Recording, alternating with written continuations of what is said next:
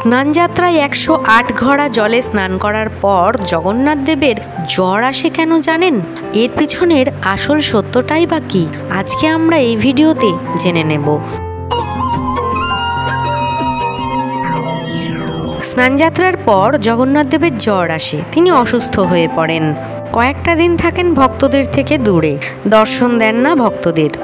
বদ্যি দেখানো হয়, নানান রকম ভেষজ পথ্যও সেবন করানো হয়, কিন্তু সবচেয়ে গুরুত্বপূর্ণ কথা হলো তিনি তো ভগবান, তাহার আবার জ্বর আসবে কেন? ভগবান বলেই তো তিনি বলেছিলেন, আমার চেয়ে আমার নাম বড়, নামের চেয়ে ভক্ত বড়। আর এই ভক্তের কারণেই ভগবানের জ্বর আসে। সর্বপ্রথম আমরা জেনে নিই ভগবানের জ্বর আসার পেছনে যে পুরাণ তথ্যটি রয়েছে সেটি কি। মাধব দাস নামে ভগবানের এক প্রিয় ভক্ত ছিলেন। তিনি ভগবানের সাথে কথাও বলতে পারতেন। শেষ জীবনে বার্ধক্যজনিত কারণে বিছানায় শয্যা নিয়েছিলেন মাধব দাস। তার এই কষ্টে স্বয়ং ভগবান জগন্নাথ দেব তাহাকে শুশ্রূষাও করতেন।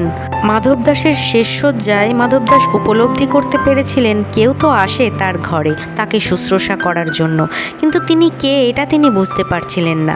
অন্তিম সময় যেদিন তার জীবনের আর 15টা দিন মাত্র বাকি, সেদিন ভগবান স্বয়ং তাকে দর্শন দিলেন এবং বললেন, তোমার কর্মফলের 15 দিন ভোগান্তি আর বাকি আছে মাত্র, তারপরে তুমি চিরতরেই আমার ধাম প্রাপ্তি হবে, আমার কাছে চলে আসবে।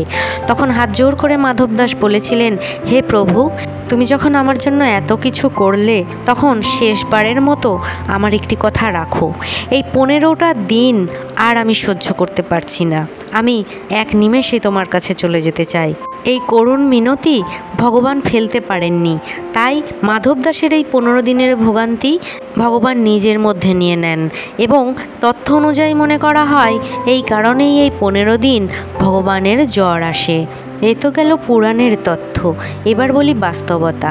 আসল কথা হলো, আমরা যখনই ভগবানের সম্মুখে যাই সবার প্রথম এবং শেষ একটা কথাই বলি, হে প্রভু, আমাকে ভালো রেখো, সকলকে ভালো রেখো। কিন্তু এটা কখনো বলি না, হে প্রভু, তুমি ভালো থেকো। আর সেই কথা অনুযায়ী প্রভু তো সকলকে ভালো রাখার দায়িত্ব নিয়েছেন। আর এই খারাপ অর্থাৎ মানুষের আভ্যন্তরীণ কষ্ট, হিংসা, বিদ্বেষ, দুঃখ সকল কিছুই আমরা তাহার চরণে অর্পণ করি। আর এই দুঃখ কষ্টগুলো ভগবান হাসি মুখে গ্রহণ করেন শুধুমাত্র তার ভক্তদের ভালো রাখার জন্য। আর এই জ্বর তারই বহিঃপ্রকাশ। বিজ্ঞানের ভাষায় বলতে গেলে প্রত্যেকটি ক্রিয়ার যেমন বিপরীত প্রতিক্রিয়া থাকে, এই জ্বরও তেমনই বহিঃপ্রকাশ। ভক্তের অন্তরের দুঃখ, গ্লানি, ক্ষোভ সব কিছু ভগবান গ্রহণ করে এবং এই 1 বছর সেগুলি জমায়েত হতে থাকে।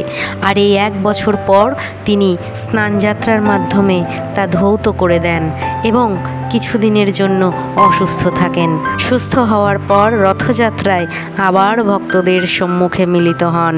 এই জড়জগতের যা কিছু খারাপ, যা কিছু দুঃখ কষ্ট, সবটাই এই জ্বরের মাধ্যমেই তিনি বহিঃপ্রকাশ করেন।